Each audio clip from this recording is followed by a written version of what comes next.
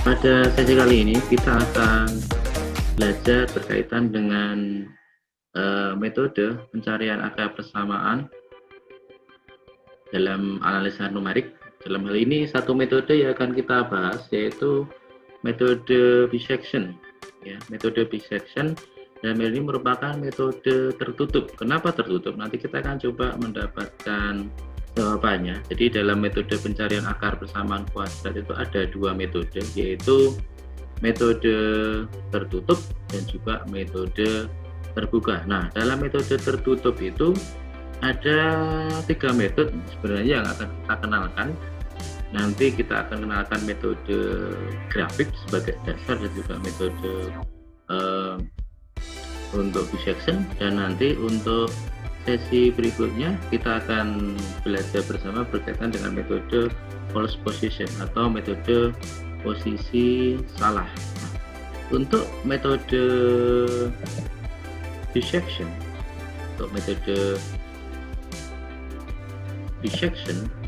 itu adalah merupakan metode salah satu metode dari metode tertutup. Saya akan coba jabarkan, ini masih di teorinya untuk metode bisection ya. Metode bisection adalah salah satu dari metode tutup. Nah, metode tutup sendiri ada memiliki beberapa ide dasar. Ide dasar untuk metode bisection. Ada ide dasar pencarian akar dalam metode bisection. Jika kita memiliki suatu persamaan ya fx gitu ya, kemudian kita memiliki nilai x1 dan nilai x2, x1 adalah batas bawah, x2 adalah batas atas. Jika x1 itu kita masukkan dalam persamaan dan juga x2 kita masukkan dalam persamaan, jika diperoleh nilai fx1 dan nilai fx2 itu berlawanan tanda, maka apa? fx1 kali fx2 itu kurang dari 0.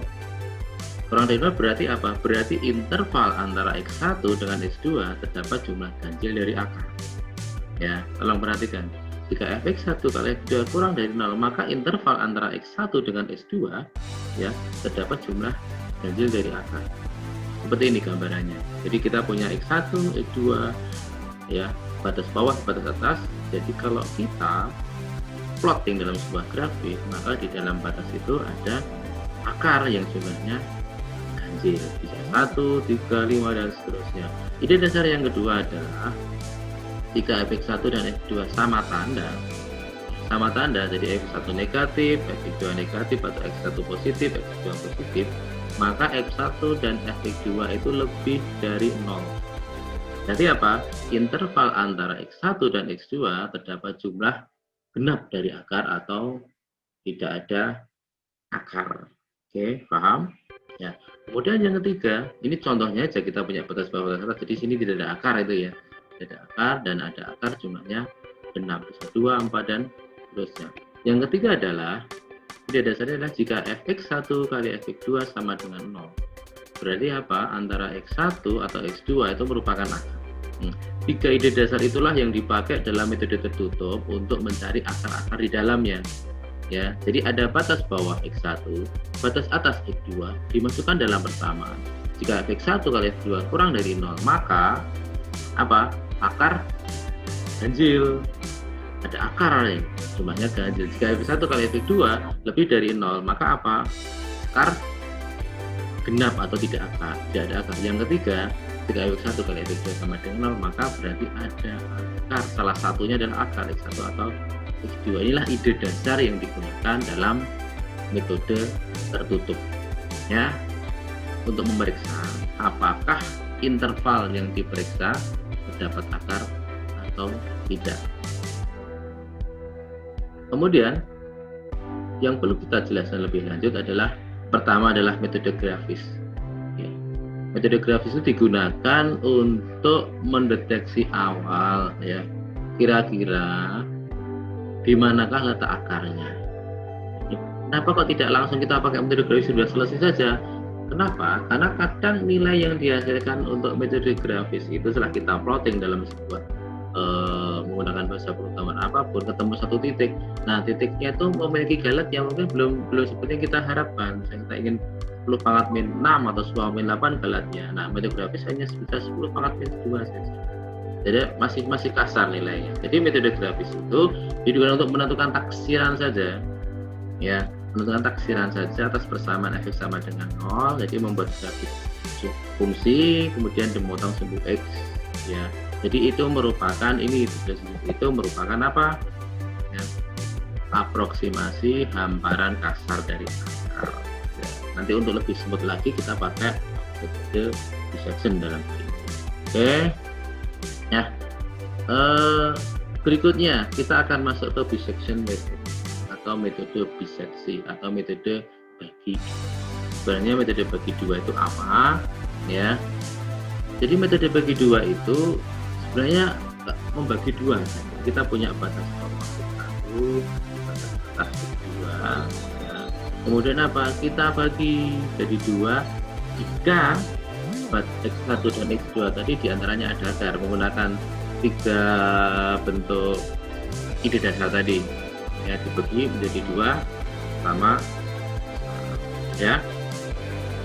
Nah, ini PR ya, silakan dari teman-teman pemirsa bisa mencari jawabannya. Sebenarnya intervalnya X1 X2 tidak boleh terlalu lebar. Kenapa? Kenapa untuk metode bisection ini interval antara X1 dan X2 tidak boleh terlalu lebar? Nah, dua hal yang perlu dipahamkan pemahaman di MATLAB ya, atau di bahasa pemrograman yang lain juga bisa, yaitu Anda harus memahami dulu useful background for this topic includes interaction and bracket. Jadi untuk pengulangan dan untuk deklarasi active array atau tanda itu sangat. Nah, sekarang kita masuk ke algoritma metode bisection. Algoritma metode bisection seperti apa? Ya, yang pertama, ya, kita punya batas bawah. Ya. Kita menafsirkan nilai batas bawahnya A berapa. Kemudian kita tentukan batas atas atau nilai B. Setelah kita tentukan nilai batas atas dan batas bawah, kemudian kita masukkan nih persamaan batas bawah dan batas atas tadi ke persamaannya, ya. Jadi FA kali FB apakah kurang dari 0? Ya. Jika FA kali FB kurang dari 0, maka berarti ada akar dalam interval. Kalau ada akar apa? Kita lanjutkan langkah 2. Ini jika tidak terpenuhi, apa yang terjadi? Nah, kita masuk ke sini. Nah, ini kan pelaksanaan kondisi ya, kalau dalam pemrograman kemarin FA kali FB lebih dari 0. Jika lebih dari 0, maka apa? Tidak ada akar dalam interval, maka geser posisi interval, nilai B jadi A, nilai B berikutnya adalah B plus A, ya. Jika ternyata tidak terpenuhi juga ini, maka FA kali FB sama dengan 0. Jika iya, maka A atau B adalah merupakan A. Oke. Jika ternyata pertama yang dipenuhi FA kali FB kurang dari 0, maka ada interval. Jika ada interval, langkah 2. Langkah 2-nya apa? Inilah bisectionnya. Jadi A ditambah B dibagi 2. Jadi X adalah akar pertama taksiran. Ya, langkah 2 nih. X sama dengan A plus B dibagi 2. Jadi tadi kita sudah dapat nilainya A, B, batas atas, batas bawah. Ternyata FA kali FB kurang dari 0, berarti ada akar di sini. Ada akar di situ berarti apa? Berarti kita bagi 2 di sini. Ini ketemu nilai X sebagai taksiran akar yang pertama. Kemudian apa? Langkah berikutnya apa?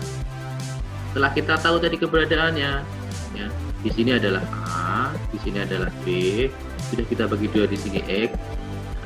Langkah berikutnya apa? Nah, kita cari, kita tentukan di mana letak akar itu. Apakah di sebelah kiri, apakah di sebelah kanan, atau X itu akar. Caranya gimana? Ya pakai 3 ide dasar tadi, ya kan?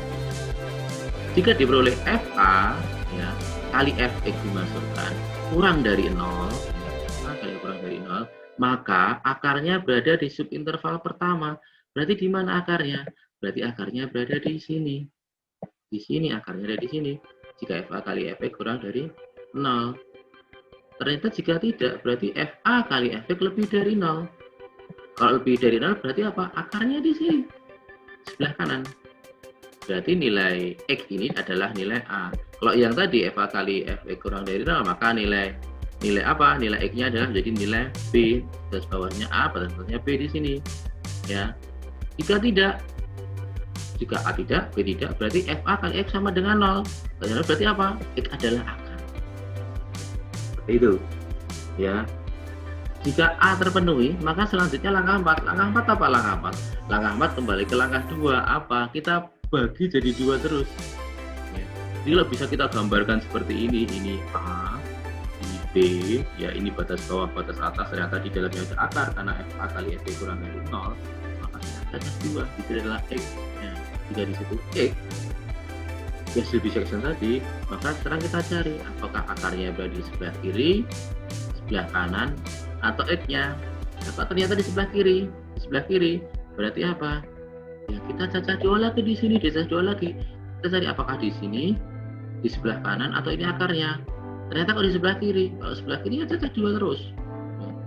Ya, ini kita cacah lagi di sini. Nah, berarti kalau di sini dicacah lagi, apakah di kiri, di kanan, terus sampai kapan? Sampai galatnya, sampai ralatnya, itu kita tentukan nilainya berapa. Apa itu galat? Nah, itu akan bahas. Itulah untuk apa namanya, algoritma. Nah, sekarang bagaimana dengan flowchartnya? Inilah flowchartnya. Jadi yang pertama kita tentukan batas bawah, ya batas bawahnya A, batas atasnya B di sini, dan kita masukkan di sini apakah FA kali FB kurang dari sama dengan 0. Jika iya, maka FA sama dengan 0. Jika iya, maka akar sama dengan A. Jika tidak, maka akar B. Terus stop, selesai. Karena kita sudah dapatkan akar ini ya. Kalau enggak A, B.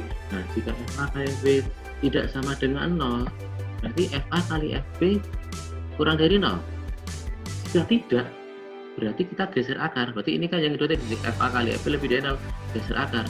Jika FA kali FB kurang dari 0, jika iya, maka ini bisectionnya di sini tadi, X sama dengan A plus B dibagi dengan 2. Nah, jika FA kali B kita ibaratkan C, apakah C kurang dari 0? Jika iya, maka X-nya jadi B. Tadi sebelah kiri tadi ya, sebelah kirinya tadi. Ya, batas X-nya jadikan B. Ya. Jika tidak, apakah C sama dengan 0? Jika iya, maka akarnya. Jika tidak, berarti X-nya tadi jadi di sebelah kanan. Itu adalah apa? Untuk flowchart-nya. Setelah kita paham tentang flowchart-nya, nah sekarang kita coba kaitan dengan berikutnya, nanti bisa Anda pelajaran ya. Persamanya adalah ini Fx sama dengan X kuadrat min 3, di mana galatnya nanti atau kesalahan relatifnya nanti harapannya dia akan berhenti di ketelitian 0,01. Kemudian kita mulai dengan intervalnya adalah 1,2. Artinya apa? Batas bawahnya 1, ya A-nya 1, ya. Batas atasnya adalah 2. Nah, langkah pertama apa tadi? Jadi ini adalah, ya kalau kita bikin dalam sebuah tabel, ini adalah batas bawah awal, batas awal. Kemudian kita masukkan ini. A kita masukkan ke persamaan, B masukkan persamaan. 1 kuadrat min 3 adalah min 2. 2 kuadrat min 3 adalah 1. Kita lihat FA kali FB. Min kali plus sama dengan minus. Berarti apa? Batas bawah dan batas atas, dan kita masukkan di dalamnya ada akar. Kalau ada akar berarti apa? Masuk ke bisectionnya adalah X sama dengan A plus B dibagi 2. Ya, A plus B 1 tambah 2 dibagi 2 ketemu adalah 1,5. Udah 1,5 dimasukkan dalam persamaan. X sama dengan X kuadrat min 3 ketemu min 0,75. Nah, kemudian galat pertama adalah selisih. Galat itu adalah selisih antara nilai akhir dan nilai sebelumnya. Jadi 1,5 dikurangi 1 ketemu adalah 0,5. Ya. Kemudian apa kita tentukan? Setelah di dalamnya ada akar, di manakah letak akar berikutnya? FA kali X min 2 dikalikan dengan min 0,75. Min kali min adalah positif. Kalau positif berarti sebelah kanan. Sebelah kanan berarti 1,5 dan 2,0. Di mana nilai X-nya menjadi A, B-nya tetap B. Ini kembali dimasukkan untuk yang kedua. Ya.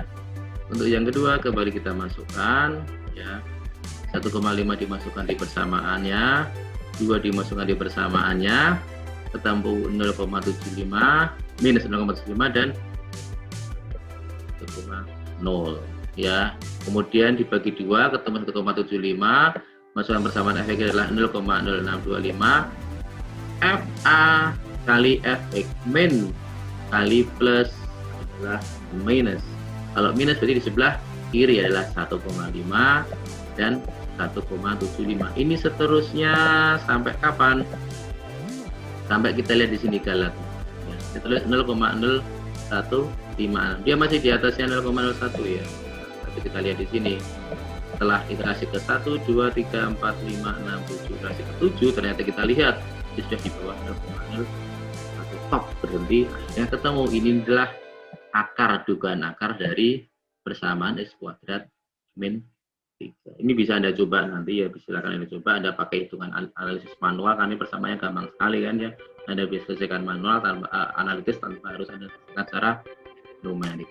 Sekarang contoh yang kedua, jika kita hadapi persamaan seperti ini kompleks ini, coba Anda selesaikan secara analitis. Anda bisa pusing, bisa puyeng ya, bisa menghabiskan beribu-ribu lembar kertas ketemu ya. Persamaan adalah fx sama dengan e pangkat minus x kali 3,2 sin x min 0,5 cos x. Batas bawah intervalnya adalah 3, batas atasnya adalah 4. Sedangkan untuk ralatnya diminta 0,001. Selama algoritma Anda benar, selama flowchart Anda benar, selama program Anda benar, serumit apapun persamaannya, nggak ada masalah bagi perumpamaan, nggak ada masalah bagi numerik, tidak ribet-ribet. Kenapa? Karena tinggal menghitung saja algoritmanya benar. Ya, urutannya sama persis. Ya, kita lihat di sini. Batas bawahnya 3, batas atasnya 4. 3 masukkan ke persamaan, 4 masukkan persamaan. Ada secara manual bisa punya. Oke, setelah dimasukkan ke persamaannya, ketemu FA-nya adalah 0,04, B-nya adalah min 0,03, plus kali min adalah minus. Berarti apa? Ada akar di antara interval 3 dan 4. Kemudian langkah berikutnya apa? Karena ada akar, kita catat jadi 2. A plus B dibagi 2, 3 plus 4 dibagi 2, ketemu 3,5 masukkan ke persamaan, ya, masukkan ke persamaan sekali lagi, ya, persamaan ketemu min 0,019. Untuk menentukan apa? Di manakah akarnya? Di sebelah kiri, sebelah kanan, atau itu akar? Ini ada FA, ada ini FX, ini FA. Ya. Persis seperti langkah sebelumnya. Jadi ini negatif ya, ini positif, ya. Itu positif, ya.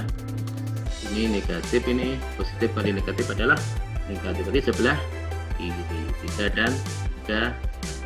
Oke, dengan cara yang sama dia akan berulang terus sampai kapan? Sampai terpenuhi kondisi kalanya 0,001. Jadi setelah ya nilai galatnya itu kurang dari nilai E-nya, ya, dia akan stop, dia akan berhenti. Jadi di sini kita ketemu setelah akarnya adalah di 3,29. Inilah akar. Ya, demikian untuk metode dissection secara teori. Ya, bagaimana cara mendapatkan persamaannya, bagaimana cara bikin algoritmanya, bagaimana cara bikin flowchartnya, bagaimana cara bikin programnya, kita nantikan untuk di video-video kami berikutnya. Cukup sekian, selamat belajar. Assalamualaikum warahmatullahi wabarakatuh.